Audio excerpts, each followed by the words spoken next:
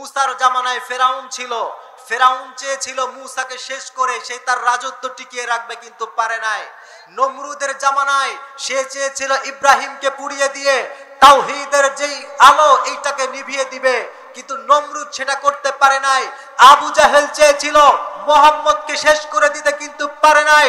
আল্লাহ তাআলা এইটা দিয়ে মূলত আমাদের বুঝিয়েছেন, ও দুনিয়ার নব্য ফেরাউনেরা, তোমরাও শিখে রাখো এইখান থেকে, তোমরা যেমন মুসাকে যেমন ফেরাউন ধ্বংস করতে পারে নাই, ইব্রাহিমকে যেমন নমরুদ ধ্বংস করতে পারে নাই, 24-এ যদি কোনো ফেরাউন কোরআনটাকে বন্ধ করে দিতে চায়, ইসলামটাকে নিষেধ করে দিতে চায়, ফেরাউনকে যেমন আল্লাহ ধ্বংস করেছে, 24-এর ফেরাউনকেও আল্লাহ তেমনি ধ্বংস করে দিবে। কোরআনের পথে অবিচল থেকে আমার মরণ যেন হয়, কোরআনের পথে অবিচল থেকে আমার মরণ যেন হয়। তোমারই কাছে মিনতি আমার, মহামহিম দয়াময়, কোরআনের পথে অবিচল থেকে আমার মরণ যেন হয়। পড়ে না আমিন।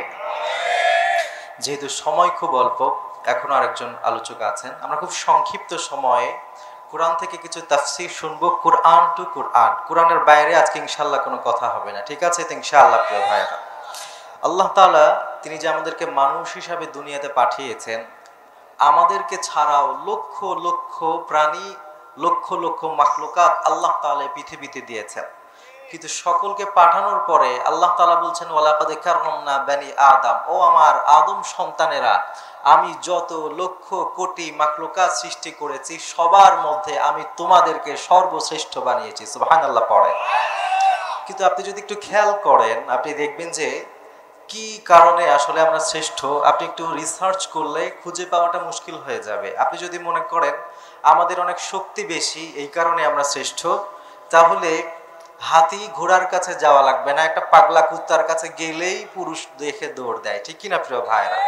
তার মানে আমরা একটা কুকুরের থেকেও দুর্বল। আপনি যদি মনে করেন সৌন্দর্যের জন্য আপনি ময়ূর পাখির কাছে যাবেন, ময়ূর যখন পেখম মেলে চমৎকার লাগে, কিন্তু আমাদের পাখা নাই, ঠিক কিনা? তাহলে কি এমন কারণ, কি এমন গুণ যেগুলোর কারণে আসলে আল্লাহ তাআলা আমাদেরকে সর্বশ্রেষ্ঠ করেছেন? এই কারণগুলো আমরা একটু জানবো আজকে। পবিত্র কালামুল্লাহ মাজিদে আল্লাহ তাআলা অনেকগুলা গুণের কথা বলেছেন, যে গুণগুলো থাকলে আমরা সব থেকে সর্বশ্রেষ্ঠ হয়ে যেতে পারি।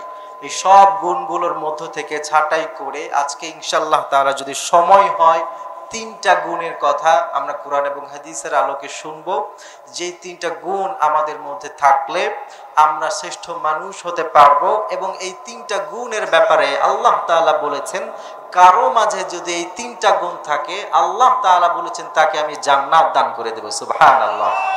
এজন্য এই 3টা গুণ শুনতে রাজি আছেন তো ইনশাআল্লাহ?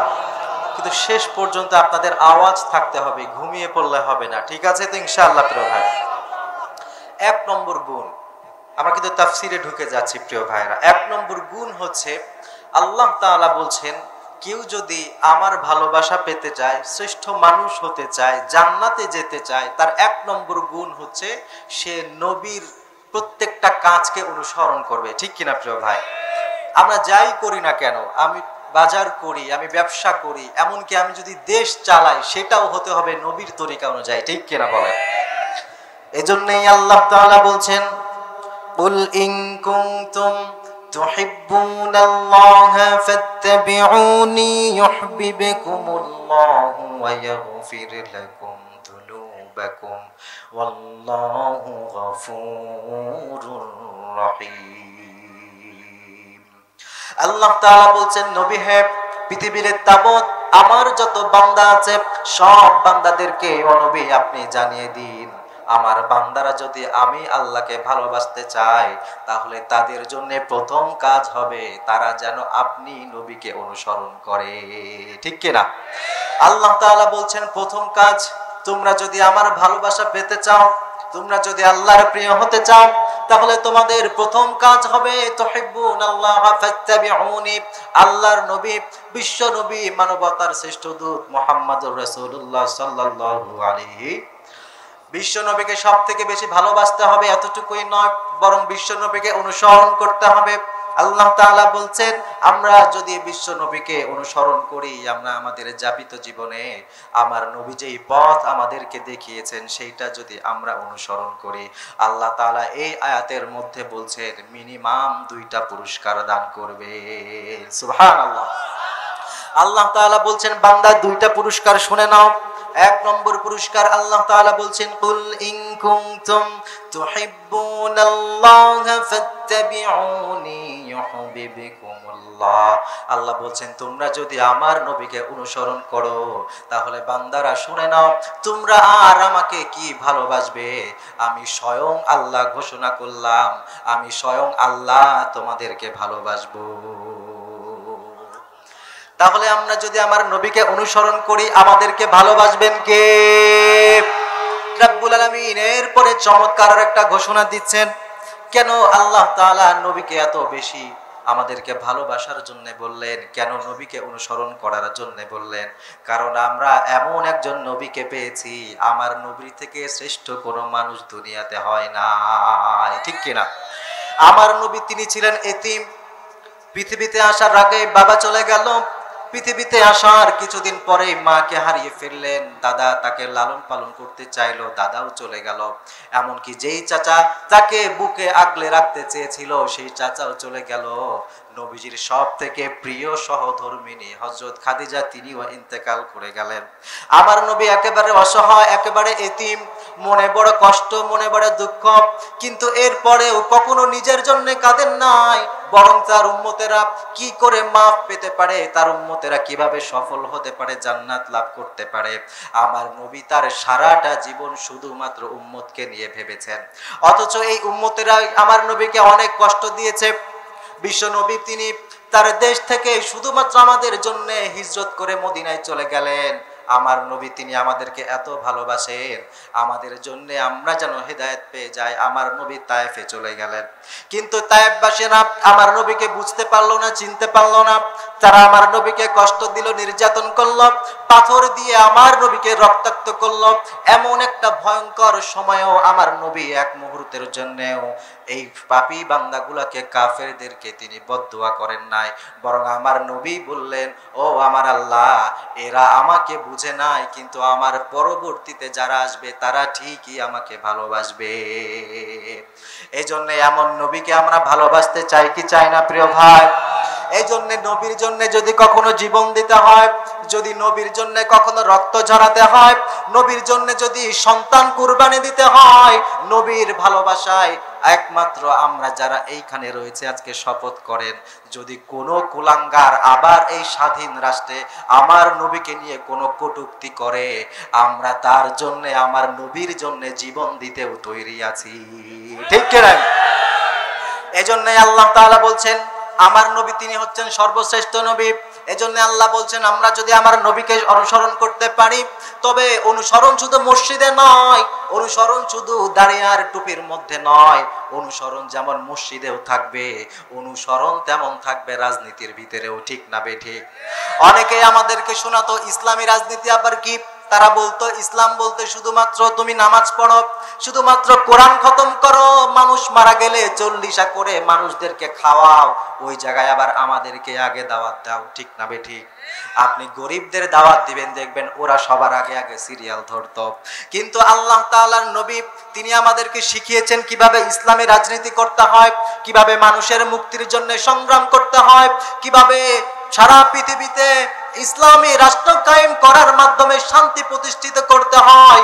এই পৃথিবীতে সেইটা কেউ পারে নাই, শুধুমাত্র আমার নবী সেইটা করে দেখিয়েছে।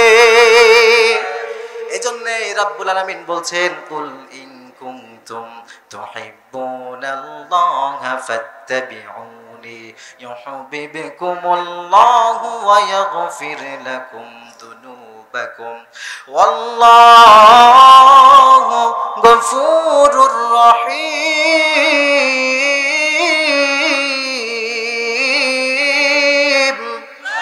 আমার আল্লাহ বলছেন, ও দুনিয়ার মানুষেরা আমার নবীকে অনুসরণ করো, তবে সব জায়গায় অনুসরণ করবে। যদি তোমরা অনুসরণ করতে পারো, 1 নম্বর বিধান আমি দিলাম, তোমাদেরকে ভালোবাসবো। 2 নম্বর, ও আমার বান্দারা তোমাদেরকে বলে দেই, তোমরা যদি আমার নবীকে অনুসরণ করতে পারো, তোমাদের দ্বিতীয় পুরস্কার, তোমাদের যাপিত জীবনের সব গুনাহ আমি আল্লাহ মাফ করে দিব। আল্লাহ তাআলা বলছেন ইয়াগফির লাকুম যুনুবাকুম। এরপরে আল্লাহ তাআলা বলছেন আল্লাহু গফুরুর রহিম। আল্লাহ তাআলা বলছেন তিনি হচ্ছেন এমন একজন সত্তা, তিনি হচ্ছেন গফুর, তিনি ক্ষমাকারী। এরপরে রাব্বুল আলামিন আর একটা শব্দ দিলেন, তিনি হচ্ছেন রহিম, তিনি হচ্ছেন দয়ালু। এখানে আল্লাহ পাশাপাশি 2টা শব্দ দিলেন, একটা হচ্ছে গফুর আর একটা হচ্ছে রহিম। আল্লাহ তাআলা শুধু এতটুকুই বললেই পারতেন আমি হচ্ছে ক্ষমাকারী, কিন্তু অতিরিক্ত আর একটা শব্দ দিলেন, তিনি হচ্ছেন রহিম, তিনি হচ্ছেন দয়ালু। কেন আল্লাহ তাআলা এইখানে পাশাপাশি 2টা শব্দ দিলেন? মুফাসসিররা এটার চমৎকার একটা ব্যাখ্যা করেছে। মুফাসসিররা বলছে আমার আল্লাহ তাআলা শুধু গফুর বললেই পারতেন, কিন্তু রহিম শব্দটা আল্লাহ কেন দিলেন? এইটা বোঝার জন্য একটা উদাহরণ আপনাকে বুঝে নিতে হবে। মনে করেন আপনাদের এই চুয়াডাঙ্গায় একটা চোর ধরা পড়ল। চোরটা ধরা পড়ার পরে দেখা গেল চোরটা আসলেই অনেক গরিব মানুষ। একেবারে গরিব হওয়ার কারণে তার ঘরে চুলা জ্বলে না, বাধ্য হয়ে সে চুরি করেছে। এখন সবার এত মায়া হলো, ওই লোকটাকে বলল, যা ভাই প্রথমবারের মতো ধরা পড়েছিস, তোকে আমরা মাফ করে দিলাম। ওই লোকটাকে ক্ষমা করে দেওয়া হলো। কিছুদিন পর আবার আপনাদের এলাকায় আরেকটা চুরি হলো। যেই না চুরি হলো, দেখবেন কিছু কিছু মানুষ কানাঘুষা করবে, কিছুদিন আগে যে একটা চোর ধরা পড়েছিল, হতে পারে ওইটাই চুরি করছে, ঠিক না বেঠিক? তার মানে আপনি যদি মাফ পেয়েও যান, এরপর ওই একবার যদি চোরের দাগ আপনার নামে আসে, ওইটা আর যেতে চায় না, ঠিক না বেঠিক? ঠিক তদ্রূপ আমরা যদি গুনাহ করে ফেলি, আল্লাহ বলছেন তিনি আমাদেরকে মাফ করে দিবেন, কিন্তু আমাদেরকে তিনি যতই মাফ করুক, আমাদের আমল নামাই তো আমি যে আগে অপরাধী ছিলাম, আমি যে আগে চোর ছিলাম, ডাকাত ছিলাম, আমি যে দেশের টাকা লুণ্ঠন করে বাইরে পাচার করেছি, এটা যদি জনগণ মাফও করে দেয়, তবুও আমল নামায় এইটা লেখা হয়ে থাকবে। এরপরে ফেরেশতারা যখন আমল নামাটা খুলবে, দেখবে এই লোকটা মাফ, তবে এটা আগে বাটপার ছিল, ঠিক কিনা বলেন? এই জন্য আল্লাহ তাআলা বলছেন তিনি শুধু গফুর নেন, তিনি হচ্ছেন রহমান। রহিম হলে তিনি কি করবেন? আল্লাহ তাআলা বলছেন তোমরা যদি আমার নবীকে ভালোবাসতে পারো, তোমরা যদি আমার নবীকে অনুসরণ করতে পারো, তবেও আমার বান্দারা শুনে নাও, আমি শুধু তোমাদের গুনাহই মাফ করব না, বরং আরো একটা কাজ করব। সেই কাজটা কি? আল্লাহ তাআলা অন্য আয়াতের মধ্যে বলছেন আমি শুধু তোমাদেরকে ক্ষমাই করে দিব না, বরং তোমরা যেই পরিমাণ গুনাহ করেছিলে, আমার ফেরেশতারা যেন তোমাদের গুনার কোনো ইতিহাসই খুঁজে না পায়, সেই জন্য আমি আল্লাহ তোমাদের গুনাহগুলো মুছে দিয়ে ওইখানে সওয়াব আর সওয়াব দিয়ে ভরিয়ে দিব। এই জন্য আল্লাহ বলছেন তিনি হচ্ছেন রহমান। এটা দ্বিতীয়বার একটা তাফসীর আছে, এটা বোঝার জন্য আরেকটা উদাহরণ নেন। আপনাদের এলাকায় একটা চোর, বড় গরিব মানুষ, সন্তান অনেক দিন ধরে একটা বড় মুরগি খেতে চায়, কিন্তু লোকটার এই পরিমাণ সামর্থ্য নাই যে সে একটা মুরগি আস্ত কিনে তার ছেলেকে খাওয়াবে। বহুদিন হয়ে গেছে, ছেলে কান্নাকাটি করে, বাবা একটা মুরগি তুমি খাওয়াতে পারলে না আমাকে। এই লোকটা চিন্তা করে আমার তো টাকা দিয়ে আমার ছেলেকে খাওয়ানোর মতো সামর্থ্য নাই। এই লোক গ্রামে গ্রামে গিয়ে একটু তল্লাশি চালায় মনে মনে, যে কার ঘরে সব থেকে বড় মুরগিটা আছে, যে বাড়িতে সব থেকে বড় মুরগি আছে ওইটা রাতের বেলায় গিয়ে সিস্টেম করে ধরে আনবো। রাতের বেলা হয়ে গেছে, এই লোকটা খুঁজতে খুঁজতে দেখে এলাকার সব থেকে বড় একটা দালান বাড়ি, ওই বাড়ির মধ্যে কয়েকটা শখের বসে বড় বড় কিছু তুর্কি মুরগি লালন পালন করা হয়। এই লোকটা চিন্তা করলো আজকে রাতের বেলায় সিস্টেম করব, এই তুর্কি বড় মুরগি এইটাকে আমি চুরি করে এনে আমার সন্তানকে জবাই করে খাওয়াবো। রাতের বেলা গভীর রাত, সবাই ঘুমিয়ে আছে, লোকটা গেছে চুরি করার জন্য। দেয়াল টপকে একেবারে ভিতরে ঢুকছে, যেখানে মুরগি রাখা হয় মুরগিটার সেই দরজাটা ভেঙে ওই বড় মুরগিটাও সে এনে নিয়েছে। আনার পরে সে বাড়িতে গেছে, ওই মুরগিটা ভুনা করে তার সন্তানকেও খাইয়েছে। তার সন্তানও খুশি, ওই চোরও খুশি, কিন্তু মাঝখান দিয়ে হয়ে গেছে আর একটা কাহিনী। এই লোক যে ঘরে ঢুকেছিল ওইটা মূলত এলাকার চেয়ারম্যানের বাড়ি। আছেন তো আমার সাথে? চেয়ারম্যানের বাড়ি। চেয়ারম্যান সাহেব ডাকাতের ভয় পায়, সরকার চাল দিয়েছিল, চালগুলা খাটের নিচে লুকায় রাখছে, এজন্য জানের ভয় পায়। এই জন্য চেয়ারম্যান সাহেব সিসি ক্যামেরা লাগিয়ে রেখেছিল, কিন্তু ওই লোকটা বুঝে নাই মুরগির ঘরের সামনে একটা সিসি ক্যামেরা আছে। এখন ছেলেও খুশি, বাপেও খুশি, মজার মুরগি খেয়েছি আমরা। কিন্তু সকালবেলা চেয়ারম্যান সাহেব ঘর থেকে উঠে দেখে তার মুরগির ঘরটা ভাঙা। চেয়ারম্যান সাহেব মনে মনে হাসে, তুই কার বাড়ি চুরি করতে আসছিস? আরে আমি তো মনে মনে বড় চোর। মাইন্ড করলেন নাকি প্রিয় ভাই? এই ইতিহাস বলছি আমাদের দেশ দ্বিতীয়বার স্বাধীন হওয়ার আগের কথা, এখনের কথা বলতেছি না প্রিয় ভাই। আপনারা মাইন্ড করছেন না তো?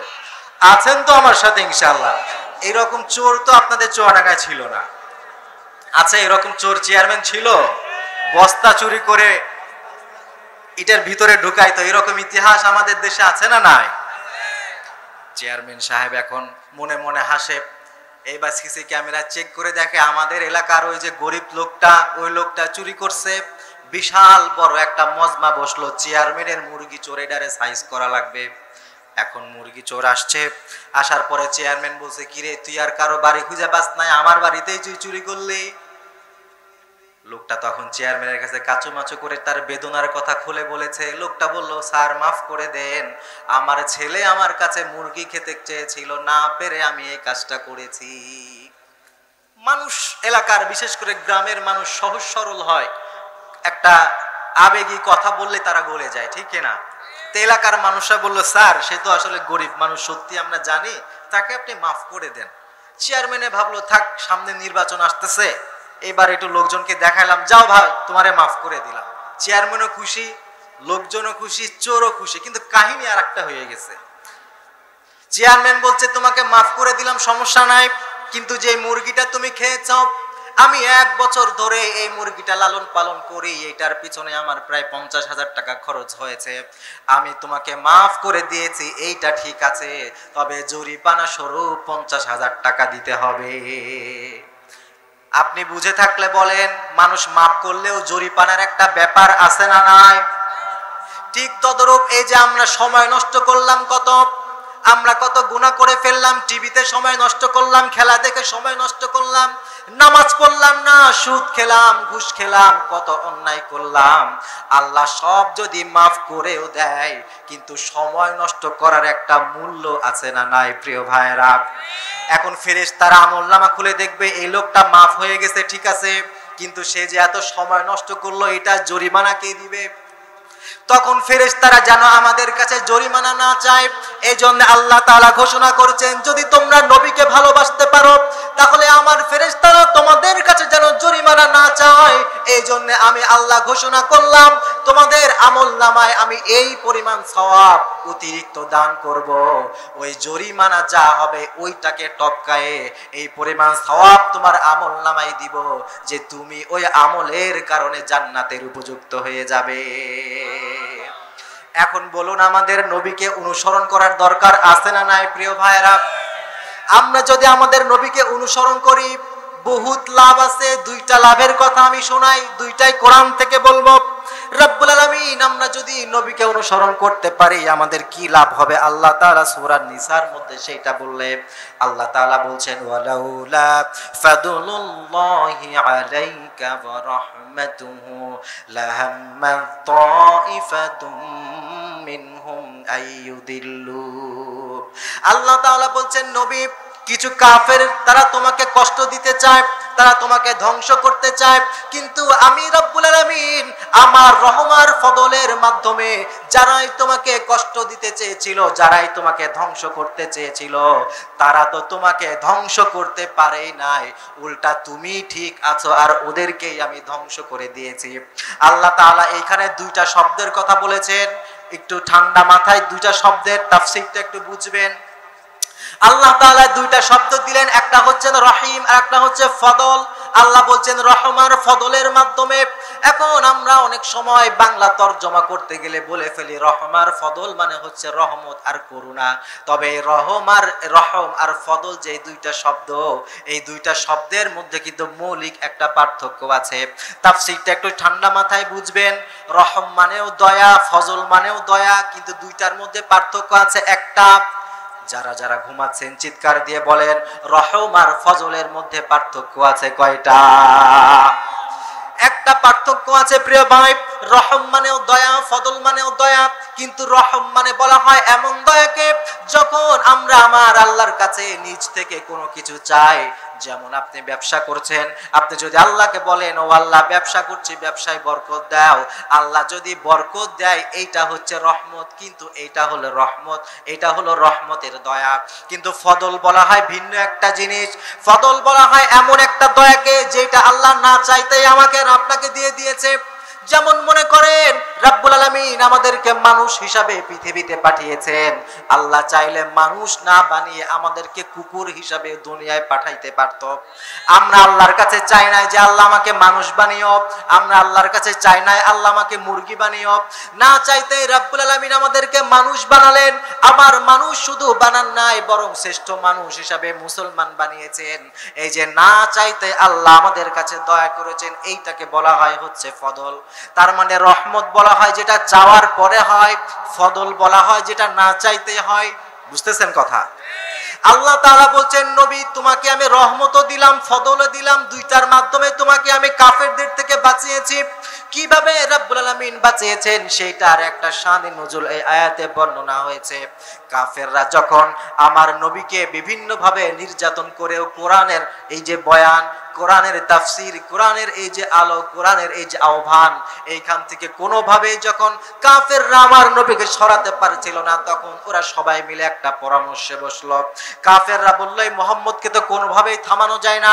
আমরা ওকে বললাম তোমার কি চাই বলো, সব দিব, যদি নারী চাও নারী দেব, সম্পদ লাগলে সম্পদ দিব, ক্ষমতা লাগলে ক্ষমতা দিব, কিন্তু মুহাম্মদ কোরআনের এই প্রচার তুমি বন্ধ করে দাও। কিন্তু আমার নবী কাফেরদের মুখের উপরে বলেছিলেন, কাফেরের বাচ্চারা শুনে রাখ, যদি তোরা আমার এক হাতে সূর্য দিস আর এক হাতে যদি তোরা আমাকে চন্দ্রটা এনে দিস, তবু আমি এক মুহূর্তের জন্যও কোরআনের প্রচার বন্ধ করব না। যখন আমার নবী এই কথা বললে কাফেররা চিন্তা করলো এই মুহাম্মদকে তো কোনোভাবেই ঠেকানো যায় না, এখন কি করা যায়? সব কাফেররা মিলে পরামর্শ করলো আসো এই মুহাম্মদকে আর বাঁচিয়ে রাখার দরকার নাই, ওকে আমরা মেরে একেবারে হত্যা করে ফেলি। সবাই একমত হয়ে গেল যে হ্যাঁ মুহাম্মদকে হত্যা করা হবে। কিন্তু ওই মিটিং এর পিছনে একেবারে মুরব্বি গোছের একটা লোক বসা ছিল। মুরব্বি দাঁড়িয়ে বলল তোমরা কি বলছো ভেবে বলছো তো, তোমরা যে মুহাম্মদকে মারতে চাও, তোমরা কি জানো না মুহাম্মদ কোন বংশের? ও তো বনু হাশেম বংশের মানুষ। বনি হাশেম ছিল আরবের সবথেকে পাওয়ারফুল একটা বংশ। ওই মুরব্বি বলল তোমরা যদি মুহাম্মদকে আজকে হত্যা করো, কালকে কিন্তু বনু হাশেম তোমাদেরকে ছাড়বে না।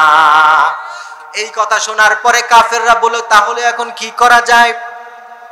আবু জাহেল ছিল, সাথে আরো যারা ছিল সবাই মিলে পরামর্শ করলো, আমাদের এইখানে আমরা যারা বসে আছে আমাদের 11টা গোত্র আছে, আসো আমরা 11টা গোত্র থেকে একটা একটা করে যুবক এনে 11টা যুবক একত্রিত করি। আমরা 11টা গোত্র থেকে আমরা 11টা যুবক বের করব আর তারা মুহাম্মদকে হত্যা করবে। আমরা যদি 11টা গোত্র মিলে এই কাজ করি, 11টা গোত্রের সামনে এক ওই বনু হাশেম তারা টিকতে পারবে না। এই কথা বলার পরে তারা 11টা গোত্র তারা রেডি হয়ে গেল। রেডি হওয়ার পরে গভীর রাত্রিবেলা 11 জন যুবক আমার নবীকে হত্যা করার জন্য তারা চলে এসেছে। রাতের বেলা গভীর অন্ধকার, এমন সময় আমার নবীর উপরে আসমান থেকে আয়াত নাজিল করলেন কে? আল্লাহ তাআলা বলছেন ওয়াজআলনা মিন বাইনি আইদিহিম সাদ্দান ওয়া মিন খালফিহিম সাদ্দা ফাআগশাইনাহুম ফাহুম লা ইউবসিরুন। আল্লাহ তাআলা বলছেন নবী হে, তোমাকে কিছু কাফের হত্যা করতে চায়, তোমাকে নিঃশেষ করে দিতে চায়, তুমি এই কাফেরদের সামনে থেকেই তুমি বের হও। আমার নবী বের হওয়া শুরু করলেন। আল্লাহ তাআলা বলছেন ওয়াজআলনা মিন বাইনি আইদিহিম সাদ্দা ওয়া মিন খালফিহিম সাদ্দা, আমি ওই কাফেরদের পিছনে পর্দা দিয়ে দিলাম, কাফেরদের সামনে পর্দা দিলাম, কাফেরদের ডানে বামে আমার আল্লাহ বলছেন আমি এমন ভাবে পর্দা দিয়ে দিলাম 11টা মানুষের সামনে আমার নবী হাঁটতে হাঁটতে চলে গেল, কিন্তু 11টা যুবকের একজনও আমার নবীকে দেখতে পেল না।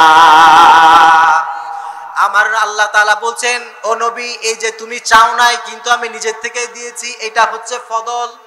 মুফাসসির ইকরাম ব্যাখ্যা করেছেন, আমরা যদি আমার নবীকে এইভাবে অনুসরণ করতে পারি তাহলে আমার নবীকে আল্লাহ তাআলা যেইভাবে রহমত আর ফজলের মাধ্যমে রক্ষা করেছেন, যেই বান্দা আমার নবীকে অনুসরণ করবে, যেই দেশ আমার নবীকে অনুসরণ করবে, ওই দেশকে, ওই সমাজকে, ওই বান্দাকে আমার আল্লাহ তাআলা তার রহমত আর ফজলের মাধ্যমে রক্ষা করবেন। এই জন্য বলেন আমার নবীকে অনুসরণ করার দরকার আছে না নাই প্রিয় ভাইরা? এই জন্য নবীর অনুসরণ, তবে এইটা শুধু আমাদের ব্যক্তি পর্যায়ে থাকবে না, আমরা চাই আগামীর বাংলাদেশ যেন নবীর কোরআন সুন্নাহর বাংলাদেশ হয়। রাজি আছেন তো ইনশাআল্লাহ? তাহলে একটা কারণ বললাম, সময় খুবই অল্প, আমরা একটা কারণ বললাম যেখানে আমরা জানতে পারলাম যে আমরা যদি নবীকে অনুসরণ করতে পারি তাহলে সরাসরি আল্লাহ তাআলা আমাদেরকে প্রোটেক্ট করবেন, এবং আল্লাহ যে আমাদের হেফাজত করবেন এটা কোনো সাধারণ হেফাজত নয়, বরং যারা আমাদেরকে ধ্বংস করতে আসবে আমার আল্লাহ বলছেন তাদেরকেই ধ্বংস করে দেওয়া হবে। ঠিক কিনা বলেন? যুগে যুগে এইভাবেই তো জালেমরা আমাদেরকে শেষ করার জন্য এসেছিল। যুগে যুগে মুসার জামানায় ফেরাউন ছিল কি ছিল না প্রিয় ভাই? মুসার জামানায়ও ফেরাউন ছিল, 2024-এও একটা ফেরাউন ছিল। ঠিক কিনা বলেন?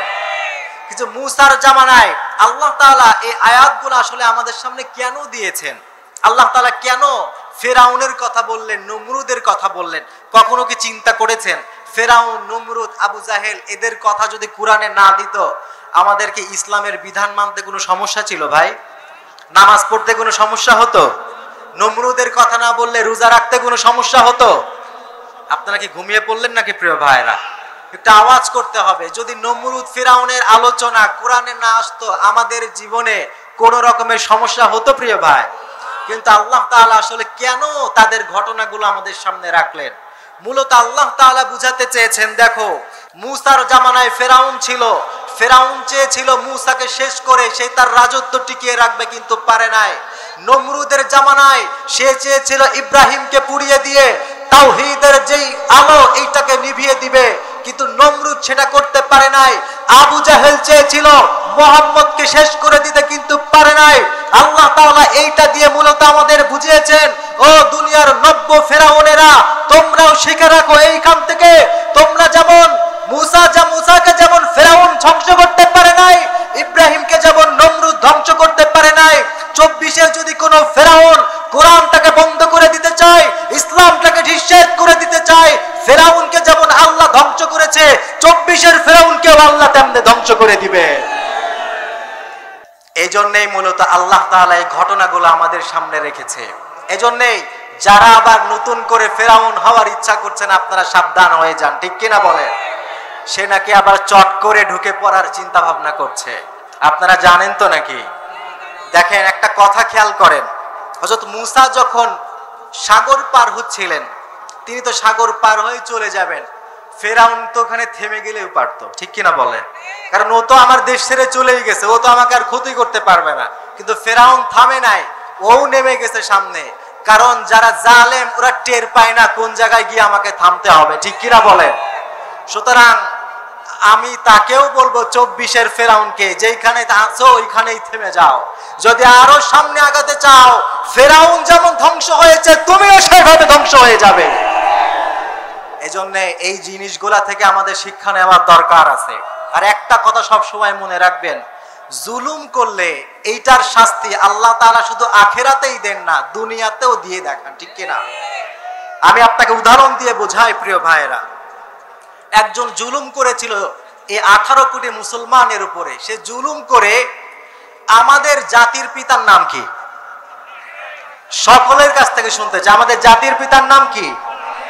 সে জুলুম করে একজনের নামটাকে আমাদের উপরে চাপিয়ে দিয়ে জাতির পিতা হিসাবে তুলে ধরতে চেয়েছিল, কিন্তু আল্লাহ তাআলা জুলুমের প্রতিশোধ এমন ভাবে নিয়েছেন, পরে দেখা গেল জাতির পিতার পিতা কিটা ওই যায় খুঁজে পাওয়া যায় না। আপনারা কি বুঝতেছেন ভাই কথা? আমরা একটা টক শোতে দেখেছিলাম এই 24-এর ফেরাউন, কোরআনের একটা বিধান হচ্ছে পর্দার বিধান, এটা কোরআনে আছে না নাই প্রিয় ভাই? সে আমাদের বোরকা নিয়ে কটূক্তি করেছিল। সে বলেছিল এই বোরকা এটা নাকি জীবন্ত ট্রেন্ডের মতো, তাবুর মতো। নাউজুবিল্লাহ পড়বেন না? তাচ্ছিল্য করেছিল। সে আমাদের বোরকাকে কটাক্ষ করেছিল, কিন্তু আমরা 5 আগস্টের গণঅভ্যুত্থানের পরে দেখলাম যেই বোরকা নিয়ে তারা আমাদেরকে কটূক্তি করেছে, ওই বোরকা পরে তারা দেশ থেকে পালানোর চেষ্টা করেছিল। এজন্য প্রিয় ভাই, জালেম হবেন না। যেটা দিয়ে আপনি জুলুম করতে চাইবেন সেটা দিয়ে আল্লাহ এখানে প্রতিশোধ নিয়ে নেবে। এজন্য আগামীতে যারা ফেরাউন হওয়ার চেষ্টা করবেন তারা সাবধান হয়ে যায়। আল্লাহ তাআলা বোঝার তৌফিক দান করে না। আমরা বলেছিলাম যে মানুষ হওয়ার জন্য কয়েকটা গুণের দরকার আছে, ঠিক কিনা ভাইয়েরা? এর মধ্যে একটা গুণ আমরা বললাম যে নবীকে অনুসরণ করতে হবে, নবীওয়ালা ও নবীর অনুসারীওয়ালা গুণ আমাদের থাকতে হবে। এই গুণটা এতটুকুই থাক। এরপর আসেন দ্বিতীয় আর একটা গুণ নিয়ে আমরা কথা বলবো। আপনারা শুনতে রাজি আছেন তো ইনশাআল্লাহ? আপনারা কি বিরক্ত হচ্ছেন নাকি প্রিয় ভাইয়েরা? তাহলে দ্বিতীয় আর একটা গুণের কথা আমরা বলে ইনশাআল্লাহ আমি শেষ করে দিব। দ্বিতীয় গুণ যেটা আপনারা শুনে থাকবেন, কিন্তু এখানে নতুন কিছু কথা আছে ইনশাআল্লাহ। দ্বিতীয় গুণ হচ্ছে সবরের গুণ। যার মধ্যে সবরের গুণ থাকবে সে শ্রেষ্ঠ মানুষের একজন হিসাবে গণ্য হবে। পড়েন না সুবহানাল্লাহ। তবে সবর বলতে আসলে কি বোঝায়? আমরা মনে করি আমরা একটু অসুস্থ হয়েছি, আমরা একটু ধৈর্য ধরলাম, আমাদের জ্বর এসেছে একটু ধৈর্য ধরলাম, আমরা মনে করি এইটাই বোধহয় সবর, কিন্তু এইটাই পুরোপুরি সবর নয়। সবরের ডেফিনেশন কিন্তু আলাদা প্রিয় ভাইরা। মুফাসসিরিন ইকরাম পবিত্র কালামুল্লাহ মাজিদ থেকে সবরকে 2 প্রকারে ভাগ করেছেন। সকলের মুখ থেকে শুনতে চাই, সবর কয় প্রকার? 2 প্রকার। আসেন আমরা সেখান থেকে একটুখানি শুনে ইনশাআল্লাহ আমরা শেষ করব। আল্লাহ তাআলা বলছেন, ইয়া আইয়ুহাল্লাযীনা আমানু ইসবিরু ওয়া সাবিরু ওয়া রাবিতু ওয়াত্তাকুল্লাহা লাআল্লাকুম তুফলিহুন। আল্লাহ তাআলা বলছেন, ও আমার দুনিয়ার ঈমানদারেরা শোনো শোনো, ইসবিরু তোমরা সবর করো। রব্বুল আলামিন আয়াতের শুরুতেই বললেন, ও আমার ঈমানদারেরা শোনো। এইখানে আল্লাহ তাআলা ঈমানদারদেরকে স্পেসিফিক করে ডাক দিলেন। আল্লাহ তাআলা এই পৃথিবীতে যত রকমের মানুষ আছে, যত ধর্মের মানুষ আছে, সবাইকে ছাঁটাই করে বাছাই করে শুধুমাত্র যারা ঈমানদার, যারা আমার আল্লাহকে ভালোবাসে, যারা আমার নবীকে শেষ নবী হিসাবে মেনে নিয়েছে, তাদেরকে ডাক দিয়ে আল্লাহ তাআলা কথা শুরু করলেন। আল্লাহ তাআলা বলছেন, ইয়া আইয়ুহাল্লাযীনা আমানু, ও আমার ঈমানদারেরা শোনো। এরপরে আল্লাহ তাআলা বলছেন, ইসবিরু তোমরা সবর করো। এই আয়াতটা দ্বারা মুফাসসিররা ব্যাখ্যা করছেন, এই আয়াত দ্বারা বোঝা যায় দুনিয়ায় যারা ঈমানদার হবে, যারা কোরআনের পথে চলতে চাইবে, মাঝে মাঝে তারা বিভিন্ন সময় বিপদে পড়লেও পড়তে পারে, ঠিক না বেটি? কারণ আপনি খেয়াল করে দেখবেন, কেউ যদি ইসলামের বিপক্ষে কথা বলতে চায়, মুমিনরা সর্বপ্রথম রাজপথে নেমে পড়ে। কেউ যদি কোরআনের বিরুদ্ধে কথা বলতে চায়, কেউ যদি আমার নবীর বিরুদ্ধে কটূক্তি করতে চায়, কেউ যদি কোরআনের বিরুদ্ধে আইন পাশ করতে চায়, তাহলে সর্বপ্রথম এই মুমিনরাই জীবন দেওয়ার জন্য প্রস্তুত হয়ে যায়। কারণ মুমিন মাত্রই তারা শহীদ হওয়ার চিন্তা করে। শহীদ হওয়ার নিয়ত আছে না নাই প্রিয় ভাইয়েরা? শহীদ হতে চান তো আপনারা? আমাকে শহীদ করে সেই মিছিলে শামিল করে নিও। আমাকে শহীদ করে সেই মিছিলে শামিল করে নিও। যেই মিছিলের নেতা আমির হামজা, খোবায়েব খাব্বাব খোদার ছিল যারা অতি প্রিয়, শামিল করে নিও।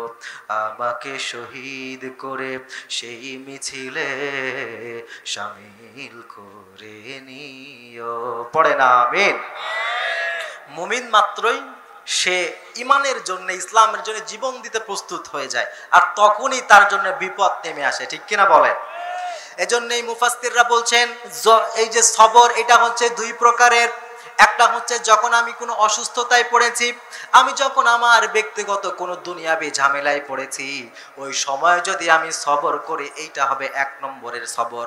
আর এই সবরটাকে মুফাসসিররা বলছেন সবথেকে নিম্নমানের সবর। অনেক সময় দেখবেন এমন একটা সময় আসে, সব দিক থেকে বিপদ হয়। বাসায় দেখবেন হঠাৎ করে সবাই অসুস্থ হয়ে গেছে, আবার আপনি যে ব্যবসা করেন ব্যবসাও মন্দা চলে। অনেক সময় মানুষ সবর করতে না পারে, বলে ফেলে আল্লাহ কি শুধু আমাকেই দেখছে আর কাউকে দেখে না, এরকম বলে কি বলে না? কেউ যদি এমন বলে, ভাববেন ইমান আছে না গেছে, বুঝতে হবে প্রিয় ভাই এই এমন যদি কখনো তো অবস্থা সৃষ্টি হয়, এইভাবে বেধৈর্য হওয়া যাবে না, কখনো অধৈর্য হওয়া যাবে না, বরং ধৈর্য ধরতে হবে, আল্লাহর কাছে সাহায্য চাইতে হবে। কারণ যত রকমের বিপদ আসুক না কেন, বিপদ থেকে যদি রক্ষা করতে পারেন একজন পারবেন, চিৎকার দিয়ে বলেন তিনি কে? এই জন্য মুমিনরা কখনো হতাশ হয় না, মুমিনরা কখনো ধৈর্যহারা হয় না। মুফাসসিররা ব্যাখ্যা করছেন এটা হচ্ছে সব থেকে নিম্ন পর্যায়ের ধৈর্য। যখন আমাদের সামনে কোনো রকম বিপদ আসবে, আমরা ধৈর্য ধরবো আর আল্লাহর কাছে সাহায্য চাইবো, এটা হচ্ছে সব থেকে নিম্নমানের ধৈর্য। এরপরে মুফাসসিররা বলছেন দ্বিতীয় আর একটা উপরের লেভেলের ধৈর্য আছে। সেই ধৈর্যটা হলো যখন আপনি ইসলাম কায়েম করতে যাবেন, যখন আপনি সংসদে কোরআনের আইন বাস্তবায়ন করতে যাবেন, যখন জমিনে আল্লাহর খিলাফত কায়েম করতে যাবেন, তখন দেখবেন বাতিলদের থেকে বিভিন্ন রকমের বাধা আসবে। আপনাকে ওই বাধার সময় ধৈর্য ধরতে হবে। তখন যদি আপনি সবর করতে পারেন, তখন যদি আল্লাহর জন্য সবর করে দৃঢ়ভাবে থাকতে পারেন, মুফাসসিররা বলছেন এইটা হচ্ছে দ্বিতীয় পর্যায়ের ধৈর্য, আর এইটাই হচ্ছে সব থেকে বড় ধৈর্য। মুফাসসিররা বলছেন যে দুইটা ধৈর্য আছে, একটা হলো রোগ বালা মুসিবত আসলে যে ধৈর্য ধরা হয় এটা ছোট, আর আল্লাহর জন্য যদি কখনো কোনো কষ্ট আসে আর ওইটা যদি আমরা সহ্য করতে পারি, ওইটা হলো সব থেকে বড় ধৈর্য, ঠিক কিনা? এরপরে আল্লাহ তাআলা ধৈর্য কিভাবে ধরতে হবে সেটার একটা দৃষ্টান্ত আল্লাহ তাআলা দিচ্ছেন। কারণ ধৈর্যের সবক আল্লাহ তাআলা এই জন্য আমাদেরকে শোনাচ্ছেন, কারণ আমার নবী যখন মক্কায় কোরআনের দাওয়াত দেওয়া শুরু করলেন, আমার নবীর কাছে কোরআন আসার আগে মক্কার কাফেররা আমার নবীকে আল আমিন বলতো। তারা আমার নবীকে সব থেকে বেশি ভালোবাসতো, সব থেকে বেশি পছন্দ করত। তারা বলতো মুহাম্মাদের মতো এত ভালো, এত সৎ আমাদের আরবি আর একটাও নাই। কিন্তু যেই না কোরআন নাজিল হলো আর আমার নবী যেই না কোরআনের দাওয়াত দেওয়া শুরু করলেন, তখন মক্কার কাফেররা দেখলো আমরা যে এতদিন ধান্দাবাজি করতাম, এতদিন যে আমরা যা ইচ্ছা তাই করতাম, এতদিন যে আমরা শাসন করতাম, মানুষের উপরে জুলুম করতাম, আজকে মুহাম্মদ যে কোরআনের দাওয়াত দেয়, একবার যদি এই কোরআনের আইন প্রতিষ্ঠিত হয়ে যায়, তাহলে আমাদের জুলুম করা, আমাদের দুর্নীতি করা সব কিছু বন্ধ হয়ে যাবে। এই জন্য কাফেররা তারা যেই না কোরআনের আগ পর্যন্ত আমার নবীকে সব থেকে ভালো বলতো, কিন্তু যেই না কোরআনের আইন আমার নবী বাস্তবায়ন করতে চাইলেন, তখন আমার নবী কাফেরদের চোখে সব থেকে খারাপ হয়ে গেল। এতটুকুই নয়, বরং কাফেররা বিভিন্ন ভাবে নির্যাতন নিপীড়ন করা শুরু করে দিল। ইসলামের একজন বিখ্যাত সাহাবী ছিলেন হযরত আম্মার ইবনে ইয়াসির। হযরত আম্মার ইবনে ইয়াসির তিনি ঈমান আনলেন। যেই না কাফেররা শুনলো আম্মার ইবনে ইয়াসির ঈমান এনেছে, তারা আম্মার ইবনে ইয়াসিনের কাছে এসে বলল, ও আম্মার, শুনলাম তুমি নাকি ঈমান এনেছো, তুমি নাকি মুহাম্মদকে নবী হিসাবে মেনে নিয়েছো। ও আম্মার ইবনে ইয়াসির, তোমাকে বলতে চাই, এক্ষুনি তুমি মুহাম্মদের ধর্মটা ত্যাগ করো, এক্ষুনি তুমি তোমার আল্লাহকে আল্লাহ হিসাবে অস্বীকার করো। যদি এটা না করো তাহলে কিন্তু তোমার সামনে অনেক বড় বিপদ আছে। হযরত আম্মার তিনি তো ছিলেন ঈমানের বলে বলিয়ান। হযরত আম্মার বললেন, যা ইচ্ছা তাই করো, কিন্তু এক মুহূর্তের জন্যও তুমি আমাকে ইসলাম থেকে বিচ্যুত করতে পারবে না। হযরত আম্মার যেই না এই কথা বললেন, কাফেররা একেবারে তেলে বেগুনে জ্বলে উঠল। কাফেররা বলল, যাও দুইটা উট নিয়ে আসো। দুইটা উট নিয়ে আসা হলো। একটা উটে হযরত আম্মারের ডান পা, আর একটা উটের সাথে হযরত আম্মারের বাম পাটাকে বেঁধে দেওয়া হলো।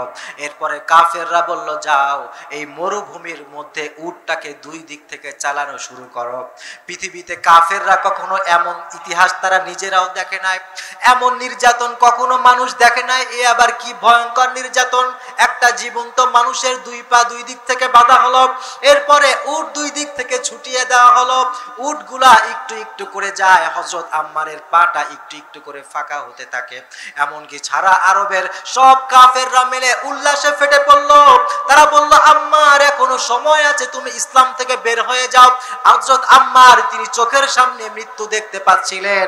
এরপরেও বললেন, ও কাফেরের বাচ্চারা শুনে রাখ, আমার দেহে যতটুকু প্রাণ আছে, আমার দেহে যতটুকু রক্ত আছে, সব রক্ত যদি নিঃশেষ হয়ে যায়, আমার প্রাণ যদি একেবারে শেষ হয়ে যায়, তবুও কাফেরের বাচ্চারা শুনে রাখ, আমাকে তোরা এক মুহূর্তের জন্যও আমার নবীর পথ থেকে চ্যুত করতে পারবি না। কাফেররা এই কথা শুনে এইবার বলল, যা যা একটু ভাবছিলাম হবে না, এটারে সাইজ করো। সাথে সাথে উট দুইটাকে ছুটিয়ে দেওয়া হলো। একটা উট ডান দিকে চলে গেল আর একটা চলে গেল বাম দিকে। কাফেররা উল্লাস করে, আর হযরত আম্মার তার একেবারে মাঝখান থেকে ওই উটের চাপের কারণে তার মাঝখান থেকে ভাগ হয়ে আলাদা হয়ে একেবারে দ্বিখণ্ডিত হয়ে গেল। ওইখানেই তিনি আল্লাহর রাহে নিজের জীবনটাকে দিয়ে তিনি শহীদ হয়ে গেলেন, কিন্তু এক মুহূর্তের জন্য ইসলাম থেকে তিনি বিচ্যুত হন নাই। আল্লাহু আকবার। এই যে কাফেররা একটার পর একটা নির্যাতন শুরু করে দিল, এই জন্য আল্লাহ তাআলা বলছেন, ইয়া আইয়ুহাল্লাযীনা আমানু সুবিরু ওয়া সাবিরু ওয়া রাবিতু ওয়াত্তাকুল্লাহ লাআল্লাকুম তুফলিহুন।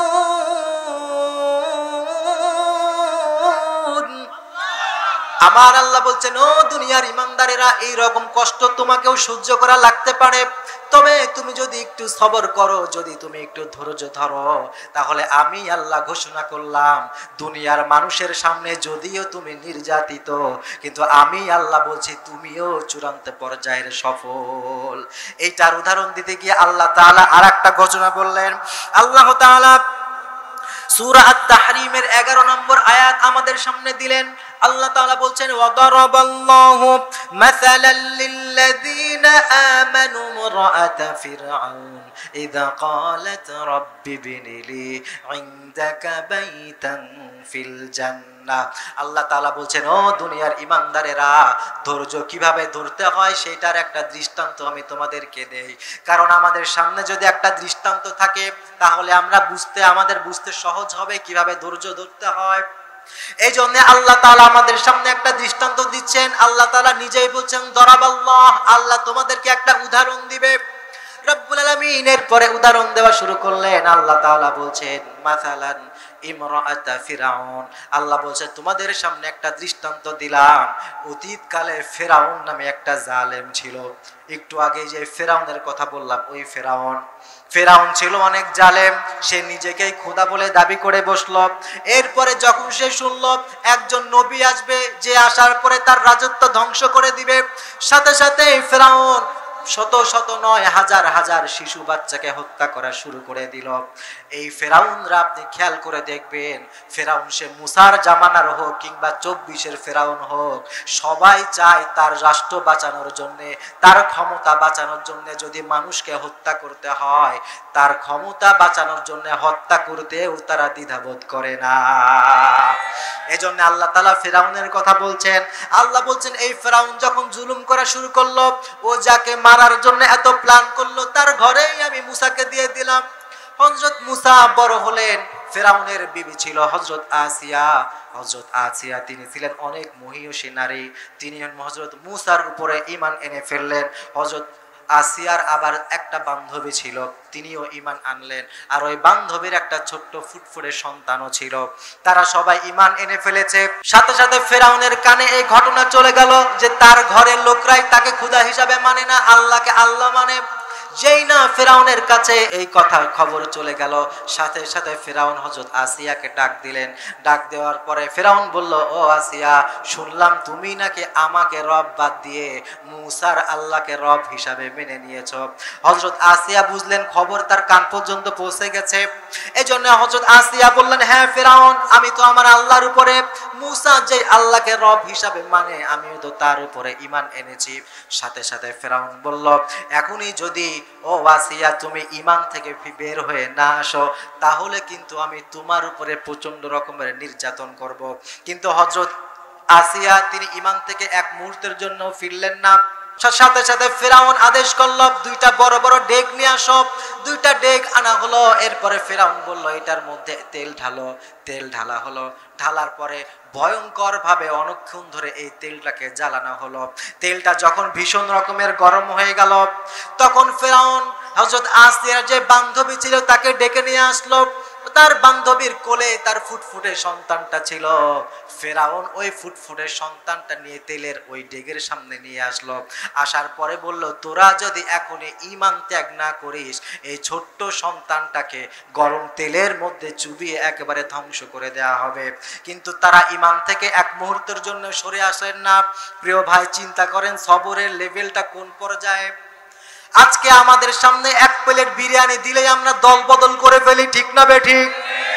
500 টাকা 1000 টাকার জন্য আমরা বাতিলের পক্ষে রাজপথে স্লোগান দিতে চলে যাই। এই জন্য আল্লাহ বলছেন এইটা সবর নয়, বরং সবর হলো তোমার সামনে বিরিয়ানি আসুক আর কোটি টাকা আসুক, তুমি যদি বুঝো এইটা বাতিল, তুমি ধৈর্য ধরবে আর বাতিলের বিপক্ষে তুমি আওয়াজ তুলবে, ঠিক কিনা? এজন্য এই সবরটাকে বলা হয়েছে সব থেকে টপ লেভেলের সবর। সবরের শিক্ষা দিচ্ছেন আমার আল্লাহ। আল্লাহ তাআলা বলছেন ওই ছোট্ট শিশুটাকে ওই গরম তেলের মধ্যে ঢেলে দেওয়া হলো। যে না ওই গরম তেলের মধ্যে ছোট্ট শিশুটা পড়েছে, একটা তাজা মাছ গরম তেলের মধ্যে পড়লে যেমন ভেজে একেবারে ভস্ম হয়ে যায়, সাথে সাথে ওই বাচ্চাটা একেবারে ভেজে ভস্ম হয়ে গেল। এটা ছিল দুনিয়ার মানুষের চোখের দৃষ্টি। কিন্তু মুফাসসিররা একটা চমৎকার ব্যাখ্যা করছেন। মুফাসসিররা বলছেন মানুষের চোখে যদিও সেটা ছিল ভেজে একেবারে ধ্বংস হয়ে যাওয়া, কিন্তু ওই আগুনের ভেতরে থেকে ওই ছোট্ট শিশুটার জবান এক মুহূর্তের জন্য খুলে দিয়েছিলেন কে? ছোট্ট শিশুর জবান খুলে গেল। ছোট্ট শিশু দেখে তার মা পাশে দাঁড়িয়ে কান্নাকাটি করছে চিৎকার করে। ওই শিশুটা তার মাকে ডাক দিয়ে বলল, মা তুমি কেঁদো না, তুমি দুঃখ পেও না, যদিও তোমাদের চোখে মনে হচ্ছে আমি জ্বলন্ত আগুনের মধ্যে, কিন্তু আমার আল্লাহ তাআলা এই আগুনটাকে আমার জন্য জান্নাত বানিয়ে দিয়েছে। ছোট্ট শিশু একেবারে ভস্ম হয়ে গেছে। ফেরাউন এবার ওই মাকে ধরছে, বলল এবার তুমি ঈমান ত্যাগ করো, না হলে তোমার সন্তানের যা হয়েছে তোমারও তাই হবে। কিন্তু মা তিনি তো তার সন্তানের কথা শুনে ফেলেছেন। মা ফেরাউনকে ডাক দিয়ে বলল, ও জালেম ফেরাউন, তোর যা ইচ্ছা তুই তাই কর, তুই যদি আমাকে গরম তেলে ফেলে শহীদ করতে চাস তাই কর। আমার সন্তান যেই পথে হেঁটে শাহাদতের পেয়ালা পান করে জান্নাতে ঢুকে গেছে, আমি তার মা হয়ে আমিও আমার সন্তানের জান্নাতের সাথী হতে চাই। তার মাকেও ফেলে দেওয়া হলো, সাথে সাথে মাও একেবারে ভস্ম হয়ে গেল। ফেরাউন যে এই কাজগুলো করলো, এইগুলো মূলত হযরত আসিয়াকে ভয় দেখানোর জন্য ছিল। এইবার ফেরাউন হযরত আসিয়াকে বলল, আসিয়া, ফেরাউনকে এবার হযরত আসিয়াকে ফেরাউন বলল, ও আসিয়া, দেখলে তো এদের কি হলো, এইবার তুমি যদি ঈমানটাকে ত্যাগ না করো তোমারও একই অবস্থা হবে। কিন্তু হযরত আসিয়া তিনিও ঈমানের বলে বলিয়ান ছিলেন, তিনিও বললেন, আহা, কখনো এমন হতে পারবে না। ফেরাউনের আশেপাশে তার প্রজা দিয়ে একেবারে ভরা, সৈন্য সামন্ত দিয়ে ভরা, সবার সামনে তার বউ তার কথা শুনে না, তাকে রব হিসাবে মানে না। এইটা ফেরাউনের ইগোতে বড় লাগলো। এইবার ফেরাউন বলে, আসিয়া, তুই এতগুলা মানুষের সামনে আমার কথা শুনলি না, আমাকে অপমান করলি, এবার আমিও তোকে অপমান করব। ফেরাউন এইবার কিছু লোককে ডেকে বলল, এটা আমার স্ত্রী হতে পারে, কিন্তু তোমরা একে ধরে ওই দেয়ালের সঙ্গে সঙ্গে টাঙ্গিয়ে দাও। হযরত আসিয়াকে ধরা হলো, একটা দেয়ালের সাথে হযরত আসিয়াকে টাঙ্গিয়ে দেওয়া হলো এইভাবে।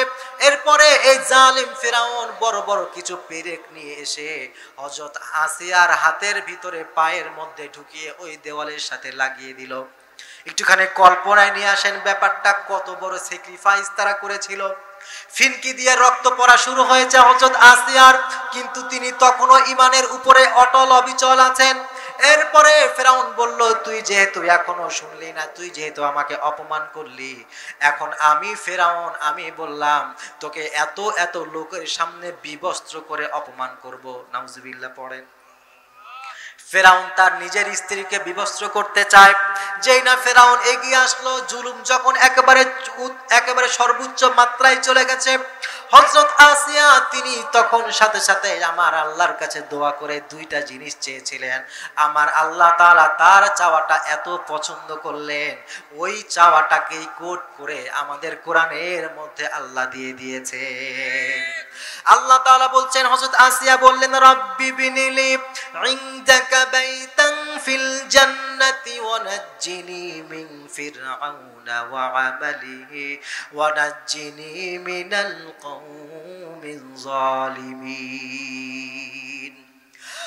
হযরত আসিয়াকে যখন ফিরআউন এমন ভাবে নির্যাতন করা শুরু করেছে, হযরত আসিয়া আমার আল্লাহর কাছে দুইটা জিনিস চাইলেন। হযরত আসিয়া বললেন, ও আল্লাহ, তোমার জন্য জীবন দিব, এইটা আমার জন্য কোনো দুঃখের বিষয় নয়, কিন্তু তোমার কাছে আমি এই বিবস্ত্র হওয়া থেকে সাহায্য চাই। আমি চাই তুই 1 নম্বরে চাই তুমি আমাকে এই জালিমের হাত থেকে বাঁচাও। 2 নম্বর আমি তোমার কাছে যে জিনিসটা চাই, রব্বিবনিলি ইনদাকা বাইতান ফিল জান্নাহ, ও আল্লাহ আমি চাই তোমার জন্য আমি এই যে শহীদ হব, আমাকে তুমি কিয়ামতের পরে হাসরের ময়দানের পরে আমাকে তুমি তোমার সাথী করে তোমার প্রতিবেশী বানিয়ে আমাকে জান্নাতে একটা ঘর বানিয়ে দিও। মালিক তুমি জান্নাতে তোমার পাশে আমায় একটি ঘর বানিয়ে দিও, একটি ঘর বানিয়ে দিও। পড়ে না আমিন। হযরত আসিয়া আল্লাহর কাছে এটা চাইলেন। হযরত আসিয়া শহীদ হওয়ার সময় হয়ে গেছে। এমন সময় রব্বুল আলামিন আসমান থেকে জিব্রাইলকে বললেন, ও জিব্রাইল, আমার আসিয়া এখন আমার পথে শুধুমাত্র আমার জন্য জীবন দিবে, শহীদ হবে। ও জিব্রাইল তাড়াতাড়ি যাও, আমার আসিয়া আমার কাছে আমার প্রতিবেশী হওয়ার জন্য ঘর চেয়েছে, আমার আসিয়া এখন শহীদ হবে, তুমি আসিয়ার সামনে দাঁড়াও, আমি আমার আসিয়ার জন্য আমার পাশে জান্নাতে যে ঘরটা বানিয়েছি আসিয়ার সামনে ওই ঘরটা তুমি তুলে ধরো, আর আমার আসিয়া তার ঘরটা দেখতে দেখতে আমার কাছে চলে আসবে। আমার আল্লাহ তাআলা বলছেন ধৈর্য কাকে বলে বোঝো। এজন্যই আল্লাহ তাআলা বলছেন ইসবিরু, তোমরা ধৈর্য ধরো, তবে এইভাবে ধরো। ওয়াদরাবাল্লাহু মাতালান ইমরাতা ফিরাউন, আল্লাহ বলছেন হযরত আসিয়া যেইভাবে ধৈর্য ধরেছিল এইভাবে ধৈর্য ধরো। এখন আমি আপনাদের কাছে জানতে চাই, ইসলামের জন্য যদি এমন বাধা আসে ধৈর্য ধরতে রাজি আছেন তো ইনশাআল্লাহ? যদি সামনে আলেমরা ডাক দেন ইসলামের জন্য, এই বাংলাদেশে কোরআনের রাজ কায়েম করা হবে, খেলাফত কায়েম করা হবে, এখন এই রাজ কায়েম করতে গিয়ে, ইসলামের হুকুমত লালন করতে গিয়ে, কায়েম করতে গিয়ে যদি জীবন দিতে হয়, জীবন দেওয়ার জন্য তৈরি আছেন তো? আল্লাহ তাআলা আমাদের কবুল করুক, সকলে পড়ে না আমিন। তাহলে 2টা গুণের কথা আমরা আজকে জানলাম। একটা হচ্ছে নবীর সাথে থাকা, নবীর পথে চলা, এই গুণ অর্জন। আর 2 নম্বর হচ্ছে সবরের পথে চলা এবং সবরটাকে হৃদয়ে ধারণ করা এবং সর্বোচ্চ লেভেলে সবরটাকে হৃদয়ে ধারণ করা। এই 2টা গুণ আমরা অর্জন করার চেষ্টা করবো তো ইনশাআল্লাহ প্রিয় ভাইরা।